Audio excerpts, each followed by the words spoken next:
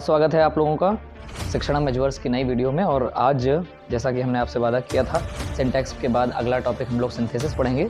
तो सिंथेसिस पर आज हमारी चर्चा होनी है और देखेंगे कि सिंथेसिस क्या है और सिंथेसिस के पार्ट को किस तरीके से समझा जाता है, पढ़ा जाता है और उसकी विशेषताएं क्या हैं। सिंथेसिस का एक बहुत मेजर पोर्शन आपके इंटर की किताब में पूछा जाता है और इंटर के जितने भी एग्जामिनेशन पेपर हैं उनमें भी और साथ ही साथ बोर्ड परीक्षा में भी इसका खूब अच्छा महत्व है और खूब अच्छे से इसके पोर्शन को पूछा जाता है। हम इन चैप्टर्स को अच्छे से रूल बाय रूल पढ़ेंगे। जो भी आपकी किताबें हैं एनसीईआरटी के बेसिस पे, और वो सारी किताबों में जितने भी रूल हैं, ये नहीं है कि डायरेक्ट हम सिंपल पढ़ लेंगे, डायरेक्ट कंपाउंड पढ़ लेंगे। कोशिश करेंगे कि एक एक रूल, जिस प्रकार से एक अच्छा बच्चा विद्यार्थी जो बाई चांस नहीं किसी कारण पढ़ पाया, उसको भी एक अच्छी समझ हो और सिंथेसिस क्या है उसके एक विशेष चर्चा को लेकर हम आपके सामने हाजिर हैं। और शुरू करते हैं एक नया वीडियो जिसका नाम है सिंथेसिस। और सिंथेसिस क्या है उस पर चर्चा करते हैं। देखिए स्क्रीन पर कुछ लिखा हुआ है कि आज का टॉपिक है हमारा सिंथेसिस, और इसका अर्थ क्या होता है? संश्लेषण होता है, किसी चीज़ का निर्माण करना। कोई चीज़ है आपकी बाई चांस, अगर हम इसको सिंपल भाषा में समझाना चाहें तो आपने बाई चांस एक ग्लास ले लिया और उस ग्लास में एक थोड़ा सा पानी लेकर उसमें अगर हम चीनी मिला दें और उसी में जो है शरबत के लिए कुछ रूह अफ़ज़ा वगैरह मिला दें तो कोई नई चीज़ तैयार हो जाती है, शरबत तैयार हो जाता है। ठीक है, तो उसी नई चीज़ को, उसी नए बने हुए व्यंजन को क्या कहा जाएगा? सिंथेसिस कहा जाएगा। ये छोटा सा उदाहरण है, जैसे बाई चांस आपने पीला कलर लिया, डार्क येलो था, कहने का मतलब ज़्यादा डार्क, और उसमें आपने क्या कर दिया कि आपने वाइट जो है कलर मिला दिया, तो उसमें जो है वो लाइट येलो हो जाएगा। इस तरीके से जो नया कलर बनता है लाइट येलो, वो कहलाता है सिंथेसिस। ऐसे ही वाक्य होते हैं, तो एक छोटा सा वाक्य दिया जाएगा, दूसरा एक वाक्य दिया जाएगा और वो दोनों सेपरेट होंगे, अलग अलग होंगे। और वो सेपरेट वाक्य क्या होंगे कि आप किसी भी प्रकार के रूल की सहायता से उसको एक साथ जोड़ देंगे, कंबाइन कर देंगे, मिला देंगे, तो इस प्रकार एक नया वाक्य बन जाएगा जिसका पूर्ण अर्थ वही होगा जो आपने ऊपर देखा है, जो आपके क्वेश्चन में दिया गया है। इस प्रकार बने हुए वाक्य को कंबाइंड सेंटेंस कहा जाता है और ऐसे जो अलग अलग वाक्य होते हैं उसे सेपरेट सेंटेंस कहते हैं। तो देखिए अर्थ होता है सिंथेसिस का संश्लेषण, संयोजन या मिलाना या संयोजित करना। इसमें दो प्रकार के वाक्य हैं, एक सेपरेट वाक्य होता है, एक दूसरा जब हम उसको सिंथेसिस के द्वारा मिला देते हैं, संयोजित कर देते हैं, तो नया बना हुआ वाक्य कंबाइंड सेंटेंस कहलाता है। इसी पर हमारी आज चर्चा होनी है। और ये जो चर्चा है इसको करने से पहले हमें ये ध्यान देना है कि ये जो हमारी सिंथेसिस का टॉपिक है, इसके बारे में बाहर के जितने भी ग्रामेरियंस हैं उन्होंने क्या कहा है, इसके बारे में क्या परिभाषा दी है। तो एक सिंपल परिभाषा जो अमूमन किताबों में रहती है, चलती है, वो ये है कि अ कॉम्बिनेशन ऑफ टू और more than two sentences to make. कहने का मतलब है एक कॉम्बिनेशन, एक संयोजन होना, कि बहुत सारी चीज़ें आपके पास, दो वाक्य हैं या दो से अधिक वाक्य हैं, इनको मिलाकर आपने कोई नया वाक्य तैयार कर दिया। सिंटैक्स में क्या था कि हमारे सामने सेंटेंसेस लिखे होते थे, हमें उसमें गलतियां पकड़नी पड़ती थी। और इस वाले चैप्टर में क्या है आप लोगों के लिए, फर्स्ट ईयर और इंटर के लिए, इसमें आपको क्या मिलेगा? सेपरेट वाक्य दिए जाएंगे और इन्हें आपको अपनी युक्तियों की सहायता से, अपने नियमों की सहायता से एक साथ कंबाइन करके लिखना पड़ेगा। इसी चीज को सिंथेसिस कहा जाता है, बाकी और कोई चीज सिंथेसिस में नहीं आती। जैसे अ कॉम्बिनेशन ऑफ टू और more than two sentences to make simple, compound और कॉम्प्लेक्स। दो वाक्यों का कॉम्बिनेशन या दो से अधिक वाक्यों का कॉम्बिनेशन जो नए सेंटेंसेस जैसे सिंपल, कंपाउंड या कॉम्प्लेक्स बनाने के लिए किया जाता है, उसे हम सिंथेसिस कहते हैं। और जो ग्रामेरियंस हैं जैसे पीसी रेन और एच मार्टिन, इन्होंने क्या परिभाषा दी है ग्रामेरियंस ने? सिंथेसिस मीन्स, सिंथेसिस यानी संश्लेषण का अर्थ होता है the combination of a number of simple sentences into one new sentence, कि आपने एक सिंपल साधारण वाक्य को क्या कर दिया है कि आपने उसको कंबाइन कर दिया है, मिला दिया है, संयोजित कर दिया है और एक नए तरीके का वाक्य हमारे सामने प्रकट हो चुका है, बन चुका है। इसी चीज को, इसी प्रक्रिया को हम लोग सिंथेसिस कहते हैं। ये चीज ध्यान रखेंगे। तीन प्रकार के वाक्य हैं अमूमन जिसको हम पढ़ते हैं, सिंपल, कंपाउंड और कॉम्प्लेक्स। और ये परिभाषा किसके द्वारा दी गई है? ये पीसी रेन और एच मार्टिन के द्वारा दी गई है। हालांकि ये जानकारी के लिए जरूरी होता है, हालांकि इसका परीक्षा से कोई लेना देना नहीं है, लेकिन बस इतना ध्यान रखिएगा कि पीसी रेन ने और एच मार्टिन ने सिंथेसिस को लेकर ये बात कही थी, जिसको हम परिभाषा मान लेते हैं। अब इसमें होता क्या है कि हम तीन चीजों पर ध्यान देते हैं। इधर स्क्रीन पर देखिएगा, to combine simple sentence into one simple sentence. आप क्या कर रहे हैं? सिंपल यानी साधारण वाक्यों को क्या कर रहे हैं? एक साथ मिला रहे हैं और नया सिंपल वाक्य बना रहे हैं। आपके प्रश्न पत्र में जब भी क्वेश्चन आएंगे तो इस तरीके से आते हैं कि एक वाक्य लिख दिया जाएगा और आगे ब्रैकेट में लिखा होगा इसको कॉम्प्लेक्स में चेंज कीजिए, इसको कंपाउंड में चेंज कीजिए, इसको सिंपल में चेंज कीजिए। तो कैसे चेंज करेंगे? जब हमें सारे नियम पता होंगे कि सिंपल के जितने भी नियम होते हैं उनके बारे में हमें जानकारी होगी, दूसरी चीज़ कंपाउंड के जितने भी नियम होते हैं उनके बारे में जानकारी होगी, कॉम्प्लेक्स के जितने नियम होते हैं उनके बारे में जानकारी होगी, तब जाकर हम अपने वाक्य को अच्छे से, सेपरेट वाक्यों को, अलग अलग वाक्यों को कंबाइंड कर पाएंगे जो हमें सामने वाक्य में दिया होगा। आशा करता हूँ यहाँ तक समझ में आया होगा।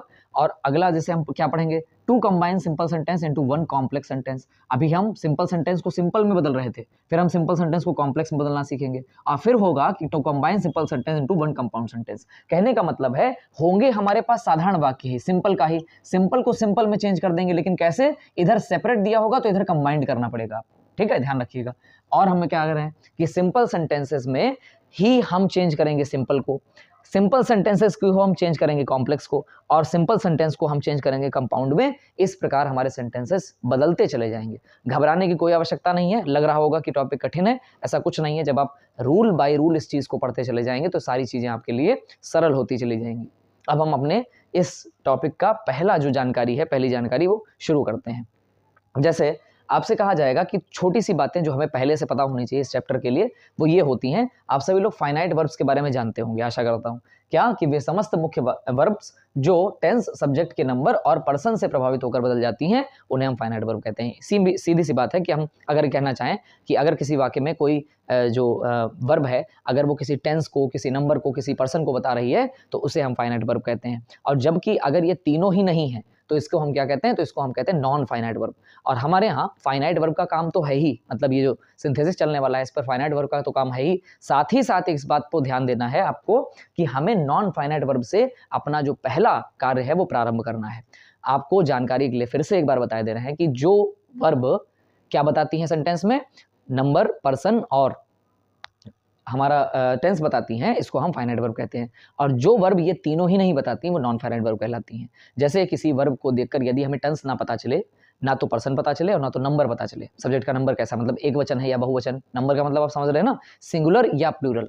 टेंस तो आप सभी लोग जानते होंगे किस प्रकार का काल का वाक्य है, यानी प्रेजेंट इंडेफिनिट है, पास्ट इंडेफिनिट है, कैसा है, परफेक्ट है, परफेक्ट कॉन्टिन्यूअस है, कैसा है, इसको टेंस कहते हैं। इसी के साथ साथ जो चीज़ बताई जाती है कि हमारे पास जो सेंटेंस में नंबर होता है कि सिंगुलर है, प्लूरल है, ये सारी बातें जो कही जाती हैं, इसको हम पर्सन कहते हैं, सॉरी नंबर कहते हैं। और पर्सन किसे कहते हैं, जैसे हमें फर्स्ट पर्सन पता है, सेकंड पर्सन पता है और थर्ड पर्सन के बारे में जानकारियां हैं कि आई वी हमारा फर्स्ट पर्सन है, यू हमारा सेकंड पर्सन है, ही, शी, इट, दे ये सब थर्ड पर्सन है। इन सबको कहा जाता है कि पर्सन की जानकारी होना।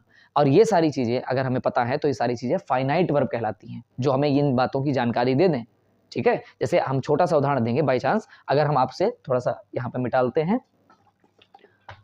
थोड़ा सा यहाँ पर देखिएगा, थोड़ा सा अगर आप इस चीज़ को समझ चुके हैं तो ध्यान देना यहाँ पर कि अगर मैं आपसे कहूँ कि ही एट द एप्पल, तो यहाँ पर ध्यान रखना ही एट द एप्पल ये पास्ट इंडेफिनिट टेंस है। कैसे पता चल गया, थोड़ा सा जानकारी तो सभी को होगी। जिस भी टेंस में मुख्य क्रिया की सेकेंड फॉर्म का प्रयोग किया जाएगा वो हम सभी लोग जानते हैं। वाक्य अफर्मेटिव होने पर हमारे पास रूल है कि पास्ट इंडेफिनिट वाक्यों में सेकंड फॉर्म का प्रयोग कर देते हैं। जबकि इसी का मुझे अगर नेगेटिव वाक्य बनाना हो तो मैं क्या करूंगा, तो हम बचपन से जानते हैं कि हम पास्ट इंडेफिनिट की मुख्य क्रिया हेल्पिंग वर्ब लगा देते हैं डिड, उसके बाद नॉट लगा देते हैं, और एट जो है उसकी फर्स्ट फॉर्म ईट होती है, क्योंकि डिड के साथ हमेशा फर्स्ट फॉर्म का यूज किया जाता है। तो he did not eat the Apple, ये हमारा सेंटेंस बनके तैयार हो जाता है। अब बताइए, अगर मैं आपसे पूछूं कि फाइनाइट वर्ब इसमें कहां पर है, तो आप सभी लोग जानते हैं कि जो क्रिया टेंस को बता रही है, क्या ही बता रहा है, नहीं बता रहा है, क्या दा बता रहा है, नहीं बता रहा है, एप्पल बता रहा है, नहीं बता रहा है। हमें एट से जानकारी मिली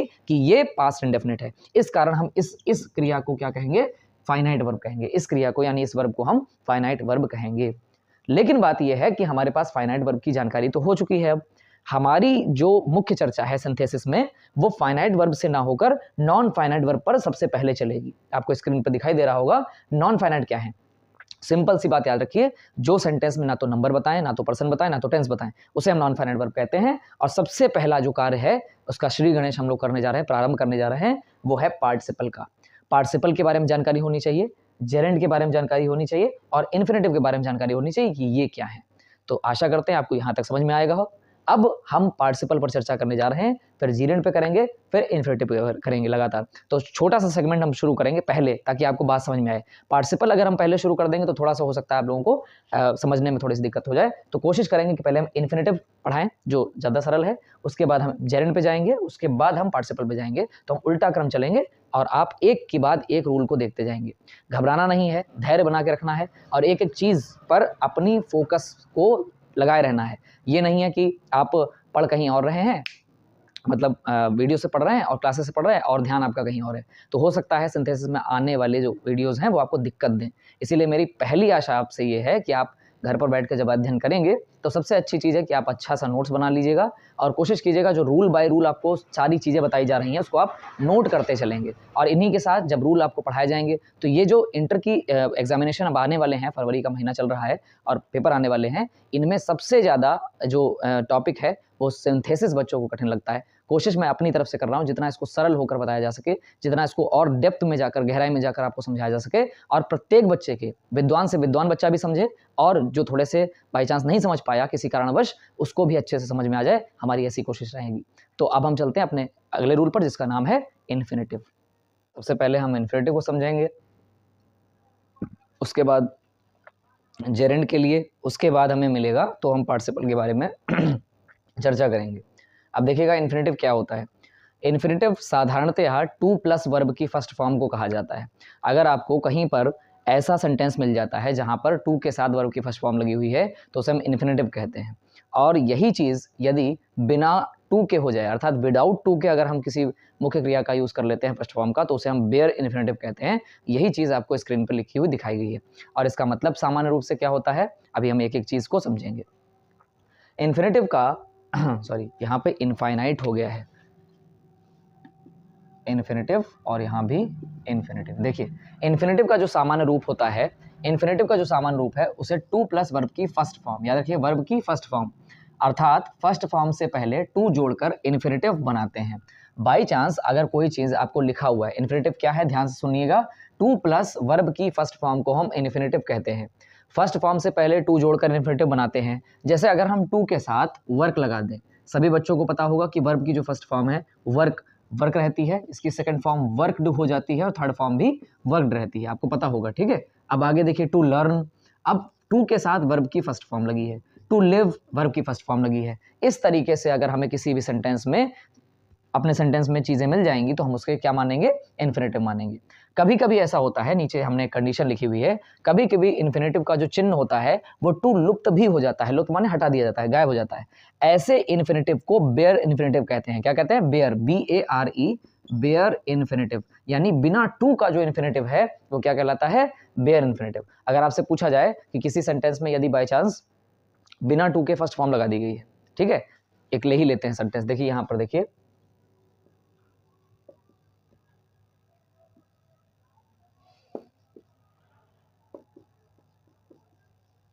ये चीज ध्यान रखिए, एक सेंटेंस ले लिया, वी प्ले हॉकी। अब यहाँ पर जो अकेली प्ले फॉर्म लगी हुई है, यहाँ पर जो खेलना अकेला लगा हुआ है, ये पेयर इन्फिनेटिव को बता रहा है। साथ ही साथ एक चीज ध्यान रखिएगा, ये ऐसी वर्ब भी है जो हमें फाइनाइट के अंतर्गत मिल रही है। हालांकि हम सभी लोग जानते हैं इन्फिनेटिव कभी भी टेंस को नहीं बताते, नंबर को नहीं बताते, पर्सन को नहीं बताते, लेकिन अगर हम कभी शब्द में ऐसा यूज कर लेंगे तो ये बताएगी बेयर इन्फिनेटिव को। कभी कभी ऐसा हो जाता है, सामान्य तौर पर ऐसा माना नहीं जाता। हम टू और फर्स्ट फॉर्म को ही देखकर, किसकी फर्स्ट फॉर्म, वर्ब की फर्स्ट फॉर्म को देखकर अपने सेंटेंस में उसको इन्फिनेटिव घोषित कर देते हैं। और अगर विदाउट टू के हमें फर्स्ट फॉर्म मिल जाती है तो उसे हम बेयर इन्फिनेटिव कहते हैं। इसका यूज क्या है सिंथेसिस में, देखिए मैं बार बार बता दूं, आप लोगों को अगर बेसिक रूल नहीं पता होंगे तो सिंथेसिस की जो सीढ़ी है उस पर आप कभी नहीं चढ़ पाएंगे, क्योंकि सीधी सी बात है, हमें एक बड़ा जब लक्ष्य हासिल करना होता है तो उसमें छोटे छोटे स्टेप लेने पड़ते हैं। और जब तक हमें सिंथेसिस के सबसे कठिन स्तर तक पहुंचना है तो कोशिश करेंगे कि हम लोग लगातार अपने रूल को, यानी जो हमारे सारे ढेर सारे रूल्स हैं उनको हम पढ़ते चलें। और लगातार अभी हम इन्फिनेटिव को पढ़ रहे हैं, अब इसके बाद हम पढ़ेंगे किसको, जेरेंड को, उसके बाद पढ़ेंगे हम पार्टिसिपल्स को। तो कोशिश करते हैं कि आज जो आपको बताया जा रहा है उसको हम अच्छे से समझ सकें, क्या है क्या नहीं है। जैसे टू वर्क, ये हमारा इन्फिनेटिव है, टू प्लस लर्न ये पहला, टू प्लस लिव ये पहला है। अब ये है क्या, ध्यान से सुनिएगा, ये जो इन्फिनेटिव दिखाई दे रहा है आपको, ये इन्फिनेटिव किस क्लास का है, तो याद रखिएगा ये टू इन्फिनेटिव है। इस प्रकार के जब भी टू प्लस इन्फिनेटिव होते हैं तो इसे हम टू इन्फिनेटिव भी कहते हैं। और जब हमें विदाउट, ध्यान रखिएगा, जब हमें विदाउट टू को इन फर्स्ट फॉर्म दिखाना होता है तो हम इसे बेयर इन्फिनेटिव कहते हैं। क्या कहते हैं, बेयर इन्फिनेटिव कहते हैं। आशा करता हूँ आप लोगों को समझ में आ गया होगा। अब ये क्या है तो ध्यान दीजिए, यहाँ पर ये ध्यान से समझिएगा, कभी कभी इन्फिनेटिव का जो चिन्ह होता है वो टू लुप्त भी हो जाता है। इस इन्फिनेटिव को या ऐसे इन्फिनेटिव को हम बेयर इन्फिनेटिव कहते हैं। ये चीज़ थोड़ा सा आप ध्यान रखेंगे अपने पास। आगे देखिए, इसका हिंदी अनुवाद में, अर्थात जब भी हमें इसका मतलब निकालना हो तो कैसे निकालेंगे, ना, नी, ने। अथवा के लिए। अब आप कहेंगे सर ये जो इन्फिनेटिव है इसका मतलब क्या होता है, तो मैं आपको फिर से बता दूं, अगर किसी शब्द को या सेंटेंस वाक्य को बोलने में ऐसा लग रहा है कि हम, जैसे बाई चांस हम पहला ही उदाहरण लेंगे, वी ईट टू लिव, हम जीने के लिए खाते हैं, ये चीज ध्यान रखना, हम जीने के लिए खाते हैं। तो देखिए यहां पर आया जीने, है ना, जीना, जीनी, जीने। अब देखिए जीने वाला शब्द जो है ज्यादा अच्छे लग रहा है। तो जब भी हम कह रहे हैं कि हम जीने के लिए खाते हैं, इस प्रकार का जो सेंटेंस है वो बताता है, क्या बताता है कि हमारा जो सेंटेंस यूज किया गया है टू लिव वो क्या है, अर्थात किसके लिए। तो पता चला हम क्यों खाते हैं, अपने आप से पूछिए हम क्यों खाते हैं, तो अपने आप आपको उत्तर मिलेगा जीने के लिए। तो ये जो टू है वो किसका काम कर रहा है, के लिए का काम कर रहा है। आपको बात समझ में आ रही होगी आशा करते हैं। वी ईट टू लिव, अब हम खाते हैं किसके लिए, जीने के लिए।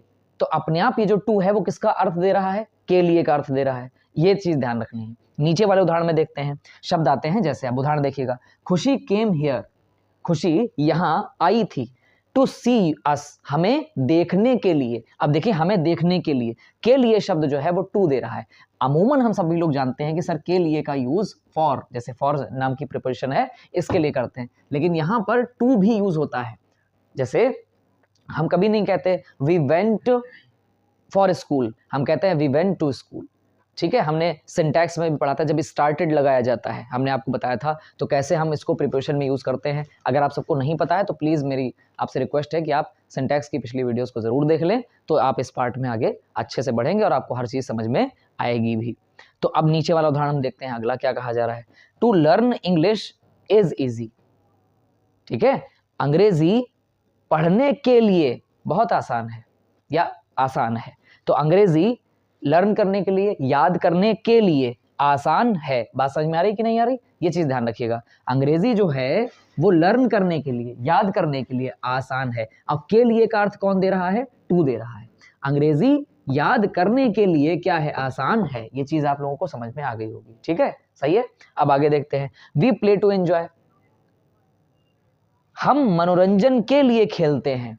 हम खेलते हैं किसके लिए, तो पता चला मनोरंजन के लिए, एंजॉयमेंट के लिए। तो जो के लिए नाम का शब्द है वो कौन दे रहा है, टू दे रहा है। इस प्रकार यहाँ पर टू जो है वो किस लिए अर्थ निकाल रहा है, के लिए का अर्थ निकाल रहा है। आगे देखिए, they punished to learn in improper way, उन्हें दंडित किया गया, उन्हें पनिशमेंट दी गई, क्या करने के लिए, इम्प्रॉपर वे में, गलत तरीके में याद करने के लिए। अब देखिए गलत तरीके से उन्होंने याद किया था इसलिए उन्हें पनिशमेंट दे दी गई।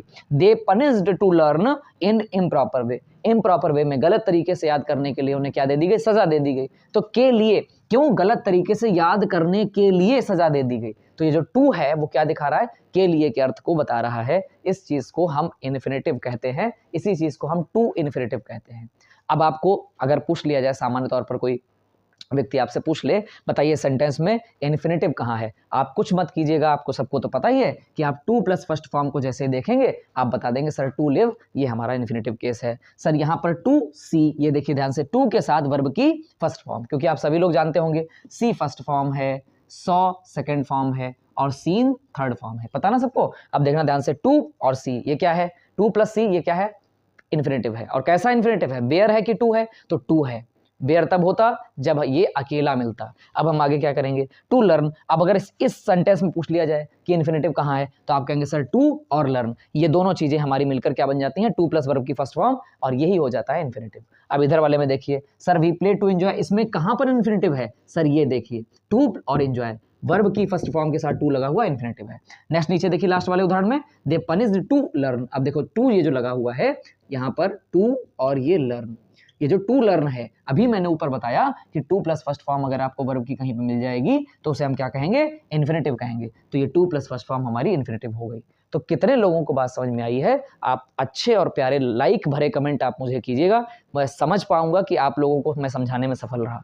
तो आप मुझे बताइएगा कि आपको क्या इन्फिनेटिव का टॉपिक जो मैंने बताया है वो समझ में आया कि नहीं, तो आप मुझे कमेंट के माध्यम से बता सकते हैं। अब हम अपने अगले सेगमेंट में चलते हैं, इसका नाम है जेरेंड, इसको समझते हैं। तो टॉपिक जो है हमारा वो है जेरेंड पर।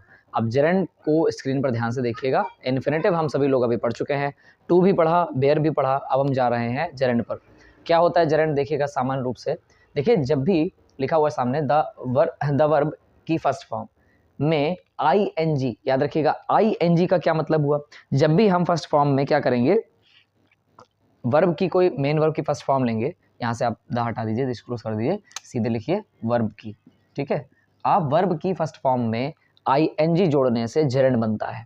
अच्छा, ये भी हो सकता है, हाँ हो सकता है। याद रखिएगा वर्ब की फर्स्ट फॉर्म प्लस ing, अगर हम इसको जोड़ रहे हैं और साथ ही साथ यदि ये काम नाउन का करने लगे, इस बात पर थोड़ा सा ध्यान दीजिएगा। मैं आपको एक बात समझाना चाहता हूँ कि प्रेजेंट पार्टिसिपल जब हम आगे पढ़ेंगे तब वहाँ भी ये चीज़ हमें मिलेगी।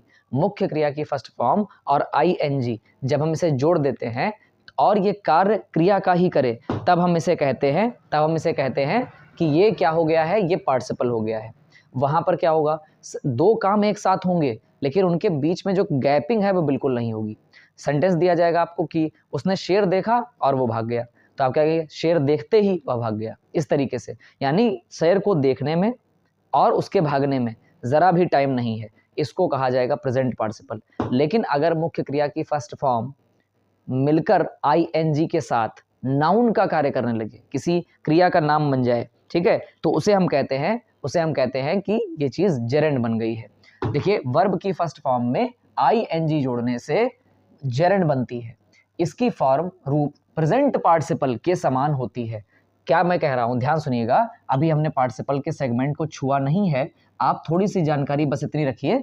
पार्टिसिपल में हमें 3 पार्टिसिपल पढ़ने हैं, एक पढ़ना है प्रेजेंट पार्टिसिपल, एक पढ़ना है पास्ट पार्टिसिपल, एक पढ़ना है परफेक्ट पार्टिसिपल। आप केवल इतना ध्यान रखें कि अगर मुख्य क्रिया की फर्स्ट फॉर्म में ing जोड़ दिया जाए तो ये प्रेजेंट पार्टिसिपल बन जाता है। अगर, ध्यान से सुनिएगा, अगर मुख्य क्रिया की जो है थर्ड फॉर्म, अगर मुख्य क्रिया की थर्ड फॉर्म ही सिर्फ आप जोड़ रहे हैं या बना रहे हैं तो उसे हम पास्ट पार्टिसिपल कहते हैं। और अगर हैविंग के साथ मुख्य क्रिया की थर्ड फॉर्म आ जाती है तो इसे हम परफेक्ट पार्टिसिपल कहते हैं। तो ध्यान रखिएगा, पार्टिसिपल यानी मुख्य क्रिया की फर्स्ट फॉर्म के साथ ing लगी हुई है तो ये प्रेजेंट पार्टिसिपल है। अगर मुख्य क्रिया की थर्ड फॉर्म लगी हुई है तो ये पास्ट पार्टिसिपल है। और हैविंग के साथ मुख्य क्रिया की थर्ड फॉर्म लगी हुई है तो इसे हम परफेक्ट पार्टिसिपल कहते हैं। आपकी इस चीज़ में क्यों ये चीज़ आपको बार बार बताई जा रही, थोड़ा सा ध्यान रखिएगा, क्यों इसे बार बार समझाया जा रहा है, एक बात बस ध्यान रखना कि प्रेजेंट है तो प्रेजेंट में मुख्य क्रिया की फर्स्ट फॉर्म लगी और ing आपने लगा दिया, ठीक है। अभी इसको बहुत बेहतरीन तरीके से हम समझेंगे, क्योंकि बीच में आ गया है आपको समझाने के लिए। तो बस आप इतना ध्यान रखिए कि अगर आपको प्रेजेंट पार्टिसिपल कहा जा रहा है, इसका मतलब है कि मुख्य क्रिया यानी मेन वर्ब की फर्स्ट फॉर्म के साथ ing रखी होगी। अगर हम इस चीज़ को पार्टिसिपल मान लेंगे, ध्यान सुनिएगा, इस चीज़ को हम हमेशा क्या मानेंगे, पार्टिसिपल मानेंगे। लेकिन अगर ये दोनों चीज़ें मिलकर काम करने लगे नाउन का, किसका, नाउन का, संज्ञा का, किसी चीज़ का नाम बन जाएं, तब हम इसे जेरेंड कहेंगे। कहने का मतलब है वर्ब की first plus ing form present participle का भी काम करती है। लेकिन याद रखिएगा मैं क्या कहना चाहता हूं, अगर ये केवल संयुक्त रूप से क्रिया ही रही, नाउन नहीं बनी, वर्ब नहीं बनी, तो ये चीज हमारी, नाउन नहीं बनी, वर्ब ही रही, तो ये प्रेजेंट पार्टिसिपल कहलाएगा। लेकिन अगर वर्ब की फर्स्ट फॉर्म प्लस ing मिलकर बनती हैं और काम करती हैं नाउन का, तो इसे हम क्या कहेंगे, जेरेंड कहेंगे। अब हमें लगता है, आशा करते हैं आप लोगों को अच्छे से समझ में आ गया होगा। अब इधर ध्यान दीजिएगा, जेरेंड, इसकी फॉर्म यानी इसकी रूप प्रेजेंट पार्टिसिपल के समान होती है, क्योंकि दोनों की रचना वर्ब की फर्स्ट फॉर्म के अंत में ing जोड़े जाने से होती है। देखिए यही लाइन मैं आपसे बार बार कह रहा हूं, दोनों की रचना वर्ब की फर्स्ट फॉर्म में के अंत में ing जोड़े जा, मैंने कहा प्रेजेंट पार्टिसिपल में भी वर्ब की फर्स्ट फॉर्म और ing, लेकिन काम किसका करेगी, तो केवल वर्ब का। और अगर वर्ब की फर्स्ट फॉर्म में ing लगी हुई है और काम करने लगे नाउन का, तो ये जेरेंड कहलाती है। अब देखिए प्रेजेंट पार्टिसिपल भी वही, जेरेंड भी वही, लेकिन फर्क दोनों के काम करने के तरीके में है। अब देखते हैं क्या आगे लिखा हुआ है। इन दोनों में ये अंतर है कि जेरेंड संज्ञा यानी नाउन का कार्य करती है। देखिए लिखा हुआ है, जेरेंड जो है, कहने का मतलब है वर्ब की फर्स्ट फॉर्म और ing मिलकर अगर नाउन का काम करती हैं तो इसे हम कहते हैं जेरेंड। लेकिन आगे देखो क्या लिखा हुआ है, नीचे देखो ध्यान से, जबकि प्रेजेंट पार्टिसिपल विशेषण या एडजेक्टिव का कार्य करती है। ये चीज ध्यान रखना, वो उस चीज की विशेषता बन जाती है, एडजेक्टिव बन जाता है, ये चीज ध्यान रखना। अभी मैं क्या कह रहा हूं, वर्ब की फर्स्ट फॉर्म और ing लगी हुई है, अगर ये काम नाउन का करे तो ये क्या है, जेरेंड है। लेकिन प्रेजेंट पार्टिसिपल में क्या होता है कि हम जैसे ही वर्ब की फर्स्ट फॉर्म को देखते हैं उसमें आईएनजी जुड़ा हुआ देखते हैं तो देखते हैं यदि वो किसी की विशेषता बन जाए, विशेषण बन जाए, एडजेक्टिव, गुण, दोष, दशा, माप आदि बन जाए तो उसको हम क्या कहते हैं, प्रेजेंट पार्टिसिपल। यहाँ की लाइनों में साफ साफ आपको दिखाई दे रहा होगा, इसलिए मैंने आपको लिख दिया है इस बात को। आगे देखिए, जेरेंड के हिंदी अनुवाद में ना, नी, ने आदि शब्द आते हैं और प्रेजेंट पार्टिसिपल के हिंदी अनुवाद में हुए, करके आदि शब्द आते हैं। अब देखिए दोनों के अंतर को आपको बताया जा रहा है। जेरेंड क्या है अच्छे से समझ लीजिए, क्योंकि ये बेसिक नियम है, इनमें घबरा जाएंगे तो आगे कुछ नहीं हो पाएगा, ये चीज ध्यान रखना। बेसिक नियम ही नहीं आते होंगे तो हमें कल्पना भी नहीं करनी चाहिए कि हम सिंथेसिस आगे अच्छे से समझ पाएंगे, ये हमारे लिए भूल होगी। अगर छोटे से बेसिक अंतर को हम नहीं समझ पा रहे तो दिक्कत है हमारे लिए। क्या कह रहे हैं कि वर्ब की फर्स्ट फॉर्म प्लस आईएनजी यदि मिलकर काम करे नाउन का तो वो क्या है, जेरेंड है। और अगर वर्ब की फर्स्ट फॉर्म प्लस आईएनजी काम करे एडजेक्टिव का तो ये क्या है, प्रेजेंट पार्टिसिपल है। ये चीज ध्यान रखिएगा। अब देखो नीचे वाले उदाहरण कुछ दिए गए हैं, इसको हम समझेंगे तो हमें जेरेंड अच्छे से समझ में आ जाएगा। देखिए, asking question is very easy. यहां पर देखिए फर्स्ट फॉर्म है आस्क, आस्क माने पूछना, उसमें हमने आईएनजी लगा दिया तो ये बन गया आस्किंग। और आस्किंग क्या करना, क्वेश्चन, क्वेश्चन की आस्किंग करना इज वेरी इजी, बड़ा आसान कार्य है, यानी प्रश्न पूछना बहुत आसान है। अब देखिए, पूछना किसी क्रिया का नाम है, आप कोई कार्य कर रहे हैं, उस क्रिया का कोई नाम बन गया, नाम बन गया यानी नाउन का कार्य करने लगा, तो इसलिए हमने इसको क्या कह दिया, जेरेंड कह दिया। अब नेक्स्ट वाला देखो ध्यान से, द माइजर हेट स्पेंडिंग मनी। जो कंजूस होता है उसको हम माइजर कहते हैं इंग्लिश में। तो द माइजर हेट, हेट माने नफरत करता है, स्पेंडिंग माने खर्च करना, मनी यानी पैसा। तो जो कंजूस व्यक्ति होते हैं वो पैसा खर्च करने से क्या करते हैं, नफरत करते हैं, है ना, पैसा खर्च करने। अब देखिए यहीं पर खर्च करने आ रहा है। अभी थोड़ी देर पहले मैंने आपको बताया था जेरेंड का जो हिंदी अनुवाद होता है वो ना, नी, ने होता है। अब थोड़ा यहां पर देखिए, पहले वाले उदाहरण में देखिए जेरेंड कैसे मिल रहा है। प्लीज सभी लोग ध्यान दीजिएगा, मुझे पता है आपको बहुत अच्छे समझ में आ रहा होगा, थोड़ा सा विश्वास रखिएगा तो और अच्छे से हम आपको अच्छे से नॉलेज को है जो डिलीवर कर पाएंगे। आस्किंग यानी पूछना। अब देखिए पूछना, अब ना निकला कि नहीं निकला, अभी हमने देखा जेरेंड के हिंदी अनुवाद में, देखिए लास्ट में ना निकला कि नहीं, तो प्रश्न पूछना बहुत आसान है।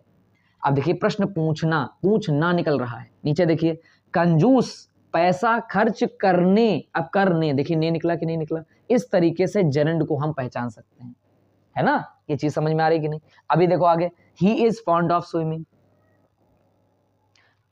He is fond of swimming, वह तैरने का शौकीन है। फॉन्ड ऑफ माने होता है शौकीन होना, जब भी आपको ये मिले फॉन्ड ऑफ तो इसका मतलब होता है हिंदी में शौकीन होना, किसी चीज का शौकीन होना। तो इज फॉन्ड ऑफ स्विमिंग, वो तैरने का शौकीन है। अब देखिए कहने को तो स्विम फर्स्ट फॉर्म है, उसमें लगा हुआ आईएनजी, ये है तो मुख्य क्रिया की फर्स्ट फॉर्म ही, लेकिन तैरना एक क्रिया, नाम बन गई, तैरना, उसे तैरने का शौक है, तो तैरने का शौक है। देखिए ने आ गया, जेरेंड का अपने आप उच्चारण निकला और आप जान गए कि वो ने शब्द बताया जा रहा है किसके लिए, जेरेंड के लिए। अब देखिए, smoking is injurious to health. Injurious माने जानते हैं, घातक या हानिकारक कह सकते हैं, ठीक है, प्राणघातक कह सकते हैं। स्मोकिंग यानी धूम्रपान करना, है ना, धूम्रपान करना इज इंजूरियस टू हेल्थ, हमारी सेहत के लिए घातक है या हानिकारक है। अब देखिए आगे, swimming is good for health.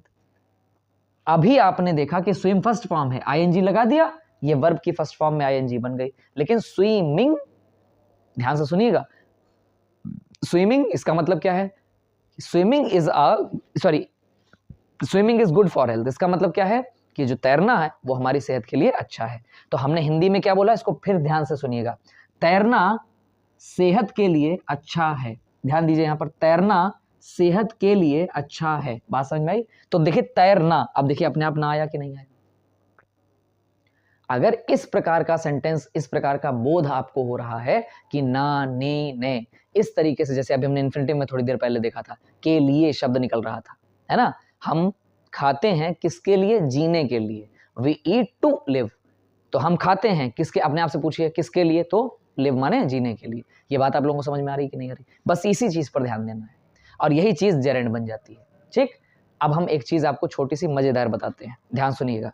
मैंने क्या कहा, जैसा अभी इन लोगों ने लाइन में बोला, क्या बोला, ध्यान सुनिएगा, कि जो जेरेंड होता है वो वर्ब की फर्स्ट फॉर्म और आईएनजी मिलाकर नाउन का कार्य करने लगता है। अब हम आपसे छोटा सा क्विज खेलते हैं, आशा करते हैं कि आपको यहाँ पर दिखाई दे रहा होगा, दिख रहा है कि नहीं दिख रहा है, ठीक है। अब देखिएगा ध्यान से, अगर मैं आपसे कहूं बच्चों क्या सभी जेरेंड प्रेजेंट पार्टिसिपल होते हैं? जल्दी बताना फटाफट। क्या सभी जेरेंड प्रेजेंट पार्टिसिपल होते हैं? आप कहेंगे यस सर, सभी जेरेंड प्रेजेंट पार्टिसिपल तो होते हैं। ये चीज ध्यान रखिएगा, जेरेंड प्रेजेंट पार्टिसिपल तो होते हैं। क्यों? वर्ब की फर्स्ट फॉर्म है। अब कोशिश ये करनी क्या जेरेंड और प्रेजेंट पार्टिसिपल का तुलना या भेद कराया जा सकता है एक आधार पर। कैसे, मैं बताता हूं। जेरेंड काम करता है नाउन का, जबकि प्रेजेंट पार्टिसिपल काम करता है एडजेक्टिव का। अब आप कहेंगे सर ये तो दोनों अलग अलग हैं। हाँ बिल्कुल अलग हैं, ये दोनों एक दूसरे से बिल्कुल विपरीत हैं, मैं मानता हूं।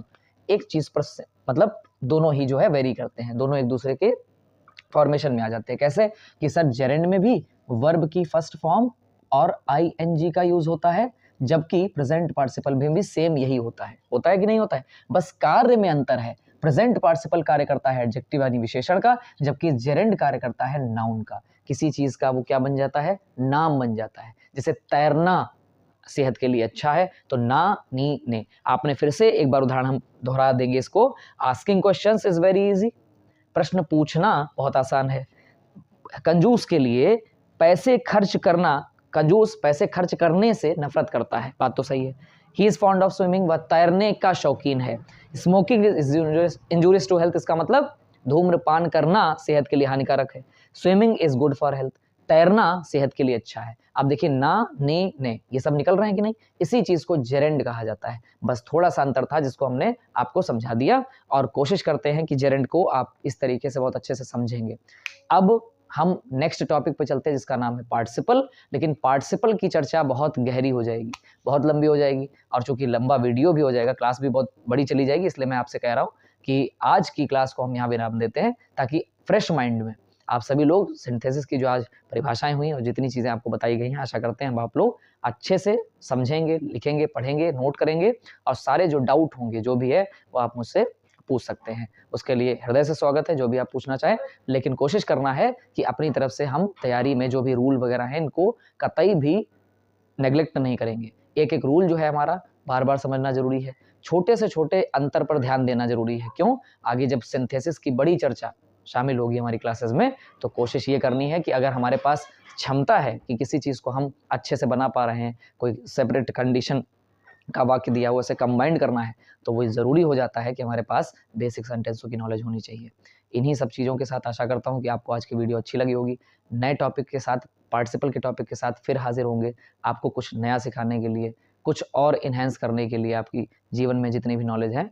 और इसी के साथ हमें दीजिए इजाज़त, मिलते हैं अगले वीडियो में। तब तक अपने परिवार का ध्यान रखें, खुश रहें, मस्त रहें। बहुत बहुत धन्यवाद। शिक्षा